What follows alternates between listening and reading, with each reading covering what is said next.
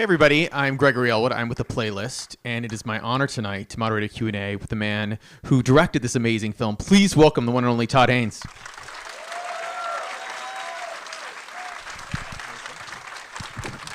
Thank you. First of all, is that not one of the most beautiful movies you've ever seen? Just gorgeous. And Todd, I want to ask you, how did this project come your way? Were you a fan of the book? How did you sort of even get in the works? I didn't know the book of Wonderstruck when when it first came to me. It came to me in the form of Brian's script. This is the first time Brian Selznick had adapted one of his own books. And actually it was Sandy Powell, our costume designer, who I've worked with for many, many years, since Velvet Goldmine in '98, who got to know Brian after doing Hugo, and they became very close. Oh, wow. And she read Wonderstruck one time when she was hanging out with Brian. She said, I think this could actually be something for Todd.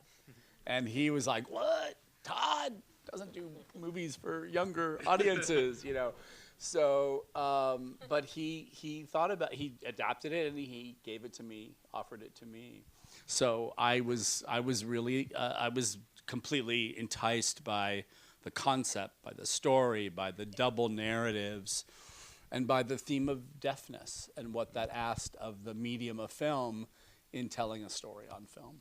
Well, one of the most amazing things is you actually cast deaf actors in the film. And correct me if I'm wrong, there are some deaf actors playing speaking roles in the silent version. Is that correct? Or they're playing hearing characters in the silent portion of the film. We really tried to reach out to the deaf community and learn as much as possible from the deaf community and really let them know what we were aiming to do here. And in the process of doing so, and in the process of trying to find a kid to play the role of Rose, which really meant stepping outside even obviously outside of professional acting realms in the deaf community, of which there are many. It meant, finding non-professional actors, kids across the country who were deaf. And in the process, we got to know a lot of people from deaf theater. And so we thought, wow, it'd be really cool to have them in the silent portion of the film, basically portraying us, hearing folks, But it meant that there was translators around the whole production, and the sign language was being spoken constantly. And it just really interwove into the experience of making the movie, which meant so much to everybody involved. Well, Millie is amazing in this film, and I'm not sure how old she is. Is she like? She was 12 when I met her, 13 when we shot the movie. She's now 14. So, can you talk about working with her and when you auditioned her, how you knew she was just perfect for this role? There were about over 200 submissions of self-made tapes that kids sent in from across the country, deaf girls around this age. And my casting director, Laura Rosenthal, and her amazing team kind of solicited the process and really sent out notices to schools across the country, not even entirely deaf schools. Millie was in an integrated hearing school when we found her.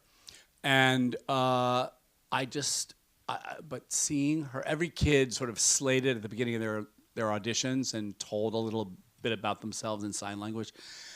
And we were just watching Millie talk about herself, her life, how much she loved sign language, how much it meant to her, how much being deaf meant to her, the way it informed her experience in her life. It just sent shivers through all of us watching it. And we just sort of crossed our fingers and were like, oh God, I want this to work out and have her be as good as she is lovely and kind of amazing as a person. And she ended up being that good. And it was really an incredible experience. I'm curious, do you remember when I don't know what order you shot or what scenes you shot with her first. Do you remember shooting a scene either with her or looking at dailies and going, or, playback and going, oh, we're okay. Like, she's great. Like, yes. I mean, I kind of knew she was okay because we did enough steps along the way to prepare for her. But I will confess, one of the very first scenes we shot with Millie was her in the movie theater watching Lillian on the screen, right? And there's a point where she's supposed to get a little bit, teary and moved by what she's watching. And I'm watching Millie. It was one of our first days of the shoot, and we're dealing with the lighting, and Ed, my DP, and everyone, we're going crazy. And I have this deaf kid, and we're working with a translator. And I'm watching it on the monitor. And the quality of the monitor is not the best in the world. And I don't see the tears in her eyes. And I went up to her after a couple takes, and I said, Millie, if you want, we can do a little spray in your eyes. All actors use it all the time. And she was like, and I was like, oh, okay. We'll keep going. Let's go with it. And then I get the dailies back, and she's crying. Oh, wow. On the very first day of the shoot. I mean, she's that immediately connected to the character and the situation and the whole alienating process of shooting a movie. And I felt like a complete numbskull, of course, because I wasn't seeing what she was doing. But she's something else. In terms of the casting process, Oakes, who plays Ben, what was that casting him like? And obviously he's in the film more than Millie is, and I think for screen time. Yeah. When did you know that he was the one? Like, was it through his process or? We started out by looking at kids from the East Coast. We were going to be an East Coast-based film, a New York-based film. And we knew that if we didn't find a deaf kid, we would move to the hearing community, and we'd find professional kid actors. We knew if we didn't find a kid in the East Coast, we'd move to, LA kids, of which there is a more abundance of professional actors. But we started there, and we just hoped we would find kids that would be right for the role. Oakes Fegley had played the lead role in Pete's Dragon, the Disney film, and done a really lovely, amazing job in that performance. So he'd had experience. His father is an actor. His mom, the whole family does acting. They live in the outside of Philadelphia, Pennsylvania, and but he was just incredibly natural and very self-possessed, like Millie is, and intelligent. And he was very young. I mean, he was 11 when we shot the movie. He was 10 probably when I met him, but incredibly bright kid, just like preternaturally intelligent.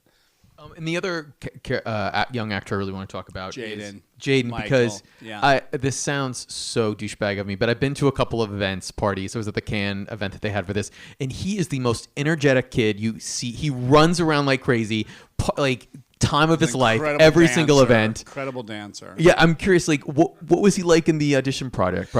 Well, Jaden was, this was a little different from the book. It was sort of my thinking that it would be really great to cast a Latino kid in this role and to bring a little more diversity into the storyline, and also have that reflect kind of what New York City was about in the 70s and contrast that further to what it was like in the 1920s.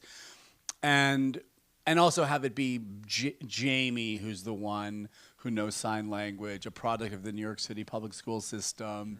By the 1970s, sign language was something being taught, for kids.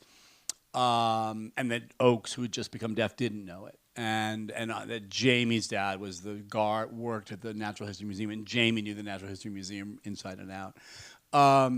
But so Jaden was just of a smaller handful of sort of finalist kids who had just the sensitivity and the understanding for the role. It's also very demanding. There's a lot of physical business that Jamie has on his shoulders. He's the one who has to remember that Ben can't hear. Go, write it down, show it to Ben, have Ben read it, take it back, read it back and speak back, and then just remember to write again, even though Ben is speaking to him. So he carried a lot of the kind of, challenges of the physical business of the scenes on his shoulder. So Jaden ended up auditioning against more Ben's than Ben's auditioned against Jamie's. And I saw incredible versatility and sensitivity in this kid with the way he would behave with different actors. He just adjusted. He was very intuitive. And that showed in the way he played against different actors. So that showed just incredible sensitivity and perception, I think. So it was quite clear. And he was incredibly charming, lovely, lovely kid, both of them. Another character in this film is the Museum of Natural History in New York. Yeah. And I'm curious, you would think it would be a slam dunk that they would say, sure, we'll be part of this. Were you nervous waiting to hear back if they'd say yes? Did you have any contingency plan if they'd said no? We really didn't have a contingency plan. I mean, the whole movie did not have a contingency plan. We really jumped into it full throttle. We had to go through the red tape. I mean, Brian Selznick had a great relationship with the Museum of Natural History after his book. They loved his book. They respected him. So there was a good overture. And I had an early meeting at the museum with Brian, with the artistic director of the Museum of Natural History. They let us go behind some of the dioramas into the back rooms. We saw things like little graffiti that the diorama artists had carved under the walls, from the 1920s when they had first built them. It was pretty remarkable. So just to be able to be let into the Museum of Natural History, the Night of the Museum franchise, I don't believe they ever shot inside the actual museum itself. It was all done on stages in Hollywood. They shot the exterior. But we took it a step at a time. Each diorama is controlled by a sort of committee of patrons and donors. There's a lot of bureaucracy involved. So we had to really take it a step at a time and really pursue each thing that we needed. The only diorama we got access to getting inside and putting brighter lights into was the wolf diorama. But they gave us limited time there. We couldn't leave equipment overnight when we shot there. We shot like 2 weeks at the Museum of Natural History on successive weekends. And we'd have to load in and load out each time we went, which took a big bite out of our shooting day.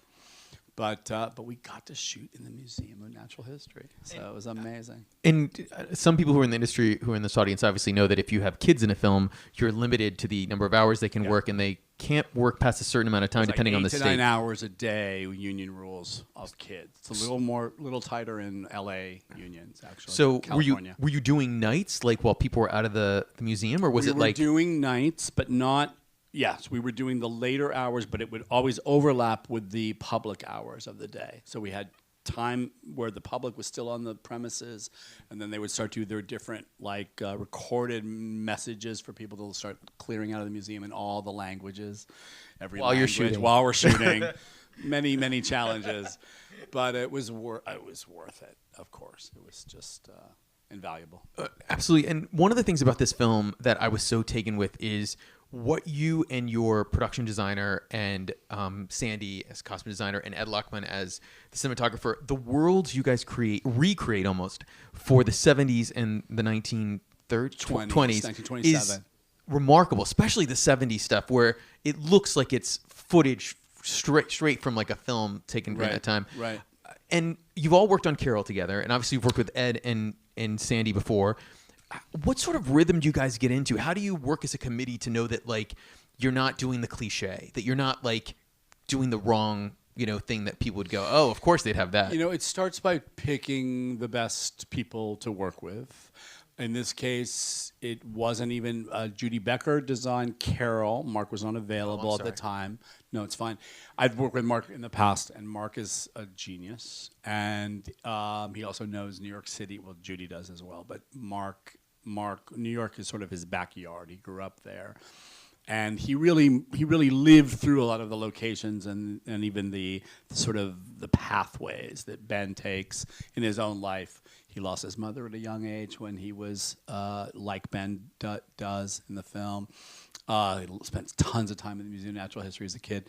So, and it sort of started with Mark helping us sort of strategize and find where the locations would be, what we could use as raw material to start to dress and change for all of the elements of the movie. But really, it's intense research. Looking at a lot of films from the period, photography from the period, and sharing that stuff. Like I began doing a pretty in-depth image book. That's sort of my first stage of interpreting whatever film, whether it's a script I write or not, to begin to communicate with all my creative departments in a non-verbal way, just through images. And then that gets shared with everybody respectively, starting with Ed Lockman, the DP, the production designer, the costume designers, and even actors find the image book incredibly meaningful and specific. So that's really how we begin. But Sandy Powell is somebody, the costume designer, somebody who's in the process of casting the background people, like intensely engaged in like starting with the bodies that we cast. You know, bodies have changed since the 1970s. Our frames are different. Our musculature is different. The way we exercise and the way we eat is quite different. And so you needed to start with the raw material of the best bodies and the best physical specimens that really represent the range of that time and place. And she paid very close attention to that, and then similarly with the 1920s. And then it's about a hair and makeup team that's incredibly detail-oriented. But so it takes everybody hands on deck. And I think I may have spoken to you about this for Carol, but I know a lot of filmmakers have talked about the fact that a lot of the locations you would have thought would be available in New York to sort of show even the 80s or 90s are no longer there. And here you're doing the 70s. Was it hard to find the locations to sort of make it work? It was. I think we shot in some of the very last crumbling blocks of Brooklyn and Queens that probably weeks after we wrapped were already moving into gentrification, because it's just what's been happening. But we have them in the movie, right? We have them preserved in the film in their respective periods. The tricky part of this film, on top of everything else that was a challenge, is that with the limited number of hours with kids per day, 8 or 9 hours per day, you have a 12 to 14 hour shooting day with your crew. So the kids expire after 8 hours. And then you have the rest of the day that you got to fill in, which basically meant we had to shoot some of the 1970s and some of the 1920s every single day of the shoot. So that became an addition. It's already a puzzle, this movie, but that became an additional puzzle just in how to pull it off logistically as a production that I relied on my assistant director and our producers, our line producers, and everybody was just really figuring this out, you know, and trying to make me feel secure that we can really pull it off. I also want to ask about the Queens Museum diorama, because I've seen the movie twice, and every time I see it and they're walking through it, I'm like, oh my gosh, he's 13 or 14. Did he, like, I'm so afraid something's got hurt while you shot it. But can you talk about what that was like? Was that also sort of It was incredible. I lived in New York for 15 years. I never knew about the Queens Museum. I didn't know it existed either. I never visited it while I lived in New York City. And it's just an extraordinary, it's gorgeous, it's massive, it's bigger than this whole room. And it was, you know, from the 64 World's Fair, and it's been preserved. And just, I think, the fact that this movie makes it such a central final third act of the film, and that Brian's book has brought new attention to it, I hope it brings more people to it. It's still in the Queens Park with the Unisphere that you see in the movie, that you drive on the highway. When you're driving to Manhattan, you usually pass it, and you see all those things there, and you see the Queens Museum sign. But yeah, it was an incredible privilege. One bridge did get damaged, not by a kid. It was somebody on our crew. Was there an audible gasp? No one ever told me who it was. Oh, this didn't happen where people saw it. It like happened later? No, it happened while we were shooting. The crazy thing is, Ed Lockman, his brother, my DP, his brother built those bridges himself for the museum. And Ed gets on the horn to his brother, who's still alive, still around, and was like, Michael, didn't you build the bridges in the Queens Museum? He's like, oh yeah, I thought so, you know. So we had somebody help us repair the bridges who had originally built them. It's pretty lucky. Well, I want to take some questions from the audience. You, ma'am, right there. I'm so intrigued about the sound. How did you decide we're going to leave the 1927 completely sound? And how much did you decide to leave the sound in and take it out for the 70s? Thank you. Well, sound really was such a conscious character, really, in the film. From the beginning of the process, something that I knew, the music, I knew that the soundtrack, the score that Carter Burwell composed would be like a central character of the film. In Brian's original script, he basically designated music to the silent portion of the film, black and white portion of the film, and then a contrast between objective sound of the city and dead silence for the 70s story. And I loved how much he was thinking about sound at the level of a script, but I also sort of knew that that would probably have to adjust in the process of making a film, and making really a single film or the two strands are in conversation with each other and need to kind of have a discourse going back and forth and informing one and the other. So music I knew would end up having a role in Ben's story as well. Sound design and a kind of more kind of atmospheric treatment of sound would have a part in both of the stories and play sort of underneath some of the rose sections, the black and white sections. And then Carter's score, which created all of this sort of these voices and the way he arranged it, where percussion plays a very important part in both halves of the story. Percussion was a really lead character in the way it was vocalized as a score. All of that became sort of part of the process. But I knew that the part of Ben's story, which is more subjective because he just became deaf, that we would really want to play out moments where he's entering the city, we're inside his head. What we've heard about deaf people is no deaf person hears absolutely nothing. They all hear different dynamics of sound in different registers, frequencies of sound, high or low, depending on the person. And in addition to that, Ben had only just become deaf. So you imagine that there was almost a memory of sound, or like, premonition of sound that was still haunting him. So I just wanted all of that, just seemed like such a cool, creative range to think about, so that a hearing audience would really be asked to think about what hearing means and how much we kind of take it for granted in life when you watch a movie like this. You, sir. I'm a really big fan of yours. My question is, with all your earlier stuff, like the suicide and poison, and even elements of Wonderstruck, would you ever be interested in doing a horror film? Because the segment in Poison that's very horror-esque, and of course, moments of Wonderstruck. How much would you ever be interested in doing? In case you couldn't hear, the question was whether Todd would ever be interested in doing a horror movie. Because the questioner was saying some of my films may evoke that for you a little bit. Yes, and definitely the Poison is my first feature film, which is a sort of three different styles, three genres that sort of interweave, and one of them is based on kind of B-style horror cinema, sort of 60s psychotronic cinema, black and white, fun, trippy cinema from that period. But basically commenting on the whole idea of the outsider and somebody who would be contaminated with an illness as a way of speaking kind of about the AIDS era from a different vantage point.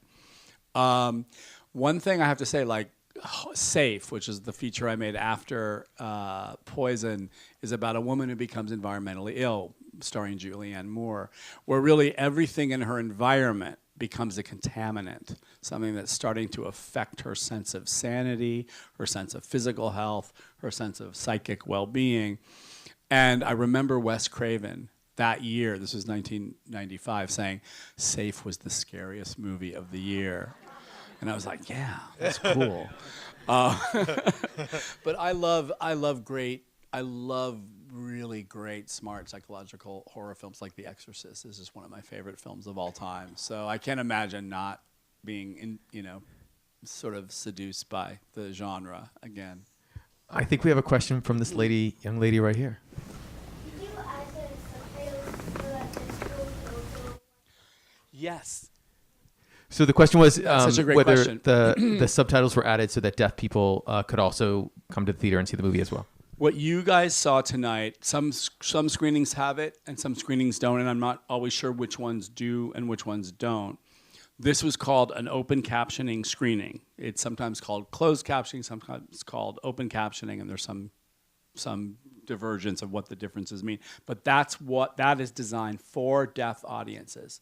So it describes what the audio track is doing. Exactly.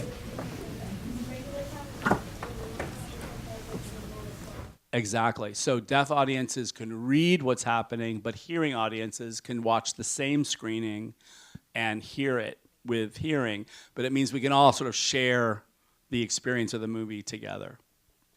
That's a really good question. Cool question. I want to see if there's anybody up. Oh, you right there. Sorry, couldn't see. The scenes where you can't hear anything from the deaf people when people are speaking to them, was there an actual script written that they were reciting to the people at that time that you can't hear? There was.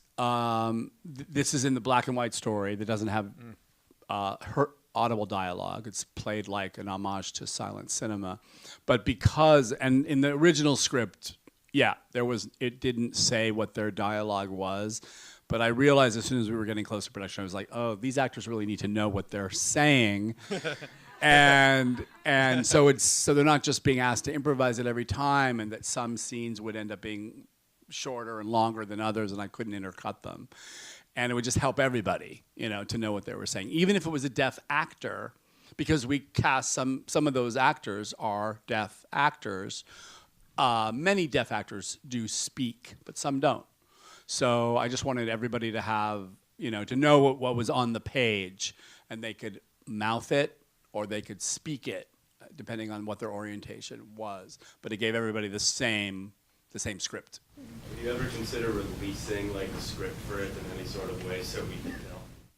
Oh, for those of us who can't lip No, read. because I think something happens when you watch it, when a hearing audience, I can't speak for a deaf audience who many of whom can read lips very well.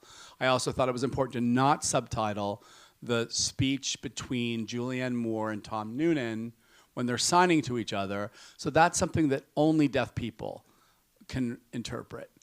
And hearing people just have to just watch it and see what that's like. That's something for the deaf audience to understand, especially.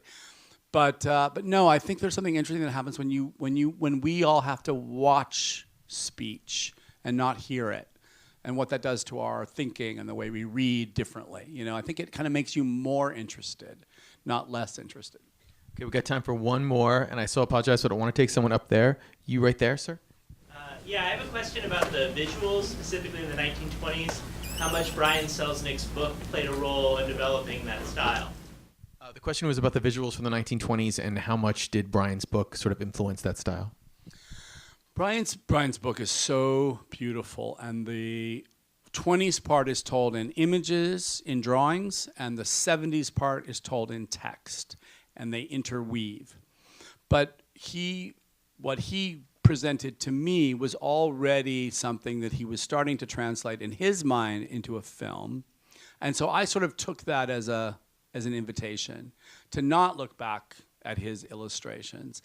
I mean, I did, because they're so gorgeous, but I didn't base the visual language necessarily on them. I have to say, though, that the idea of the way we handled Rose's, in the third act, Rose's story that Ben is reading, the story he's been awaiting through the whole film, we depicted it in miniature, sort of as an homage both to a diorama idea and to the miniature of the panorama. And because these are the languages that come right out of the film, and I was thinking, oh yeah, that's how Ben would picture Rose's backstory. But a diorama is very much like an illustration, because it's picking a single frame. It's picking a sort of privileged moment, frozen moment, to tell a story. It does it in 3D, and a drawing is 2D. But it's the same idea. It's picking one moment to describe the story. So in that way, I really think we were going back to the idea of illustrating privileged moments that a series of drawings would describe in a visual graphic novel. Everyone, please thank Todd Haynes for joining us tonight. Thank you guys so much. Please spread the word about Wonderstruck. Thank you. Thank you.